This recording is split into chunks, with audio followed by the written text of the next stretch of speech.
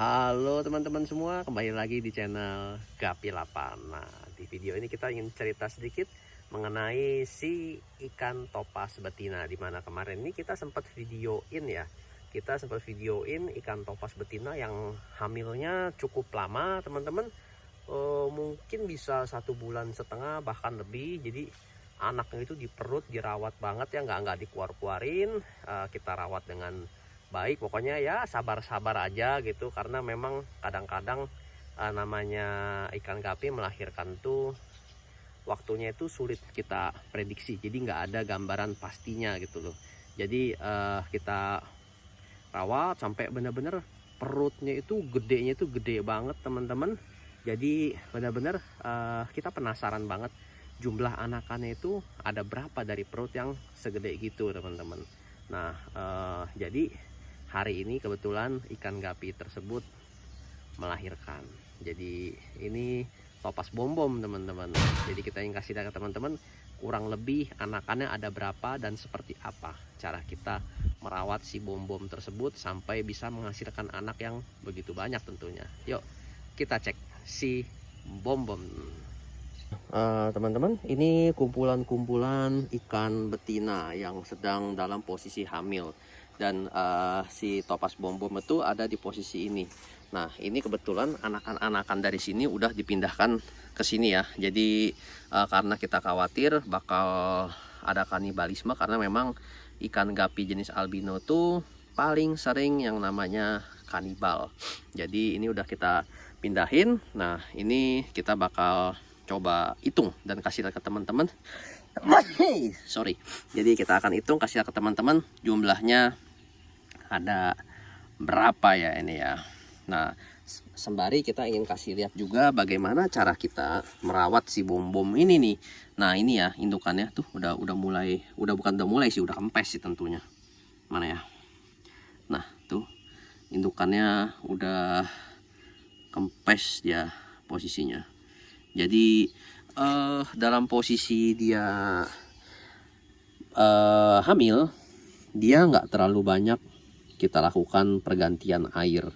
Pergantian air agak lebih kurang karena kita ingin membuat mereka lebih nyaman dalam lingkungannya ya. Nah, ini kita sambil mau hitung ya, ini ya ada tiga.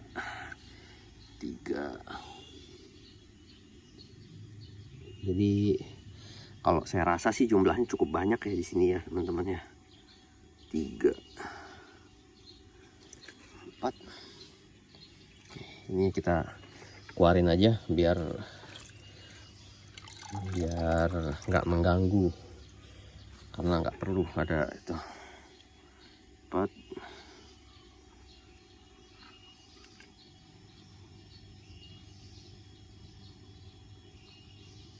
Ini agak sulit ya teman-teman kita ambilnya karena warna ininya dia putih.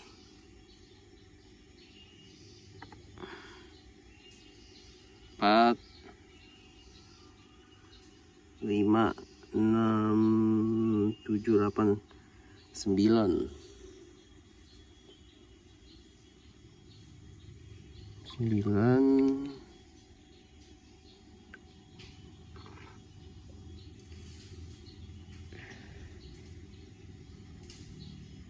10, 11, 12.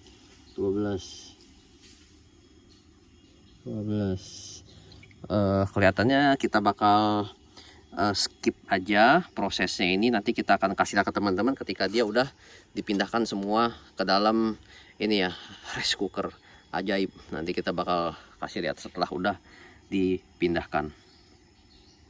Teman-teman, ini posisinya udah di 120 ya jumlahnya, dan masih terus berlanjut. Ini segini ya, ini masih terus berlanjut. Kita bakal coba lanjut terus sampai nanti ketemu jumlah akhirnya. Ini masih ada beberapa yang memang agak sulit ya tuh ya, bisa dilihat agak sulit kelihatan soalnya ini embernya backgroundnya putih dan ikannya juga putih, jadi agak sulit. Ini kita lanjut lagi, nanti kita kasih lihat pada saat akhirnya berapa.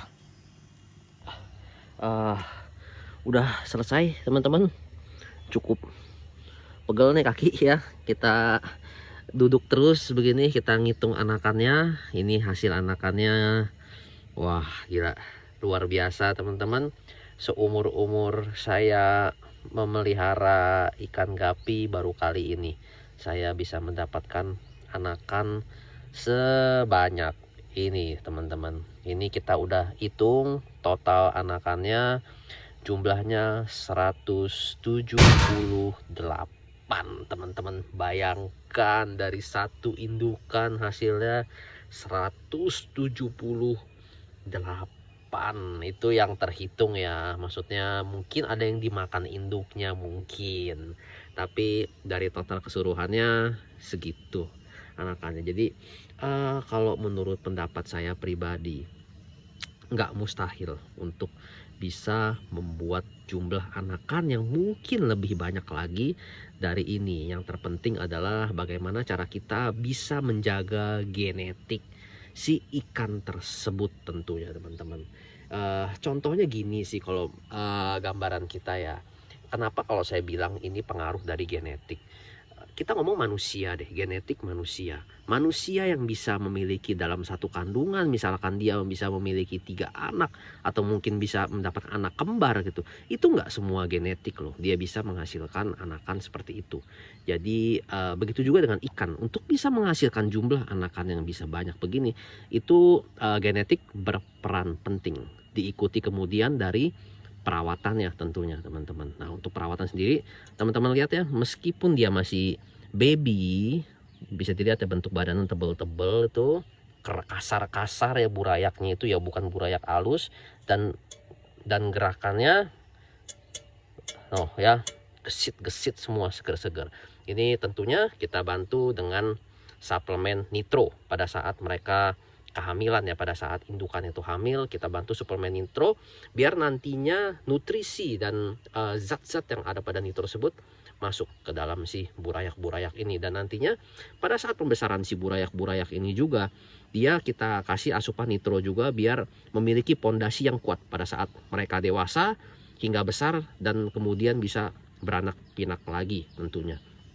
Jadi kita mempunyai target ke depan untuk bisa melahirkan 250 anakan teman-teman. Doakan ya, moga-moga itu targetnya bisa tercapai. Dan kalau saya rasa target tersebut selama kita tekun dan disiplin dalam beternak, dalam perawatannya kita merawat secara baik, 250 itu tidak mustahil, itu bisa tercapai. Kenapa saya bilang begitu?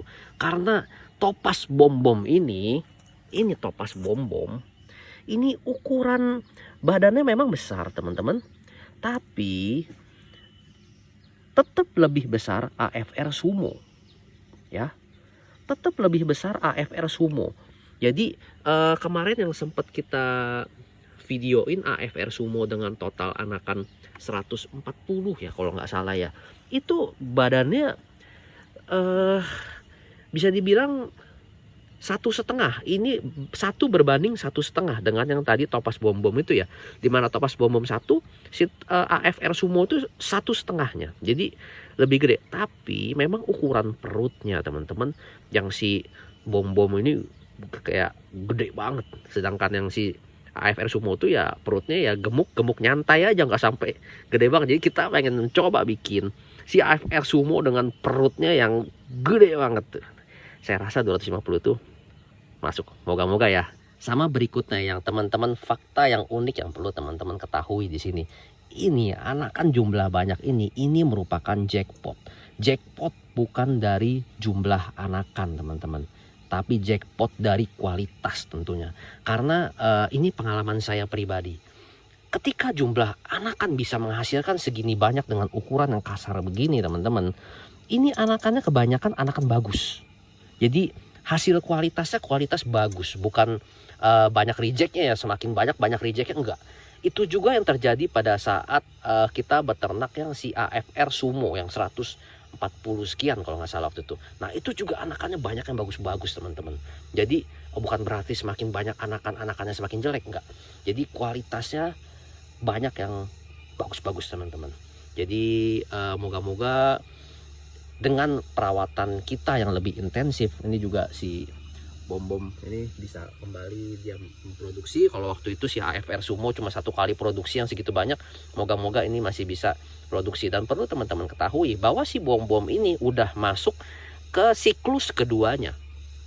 Dalam artian dia pada saat masa remaja udah masuk siklus pertama. Jadi siklus pertama dalam artian pada saat pertama sekali dia kawin, 1 kali kawin. Oke. Misalkan keluar anak ada 20 atau 30, taruhlah. 2 kali kawin atau melahirkan kedua, itu ya lahiran berapa, mungkin 20-30 lagi. Lahiran ketiga, stop setelah itu. Stop dalam artian dia memiliki jeda waktu kurang lebih mungkin 1-2 bulan baru kita kawinkan lagi. Itu masuk ke siklus kedua. Ini siklus kedua teman-teman. Kita belum pernah mendapatkan indukan sampai ke siklus ketiga. Cuma ya kita coba aja, yang penting kita rawat dengan baik. Kita lihat hasilnya akan seperti apa. Yang pasti ada yang ngomong, kalau misalnya anakan udah masuk ke kawinan anakan kelima atau mungkin anakan ketiga, itu hasilnya akan jelek-jelek. Enggak seperti itu teman-teman. Jadi hasil anakan adalah random. Random dalam artian kita nggak bisa tahu di siklus keberapa hasil anakan akan bagus-bagus dan super-super. Yang perlu kita lakukan adalah rawat dengan baik, lalu kita seleksi juga dengan baik untuk melakukan selective breeding di generasi selanjutnya. Oke, semoga bermanfaat buat teman-teman. Salam Gapi 8.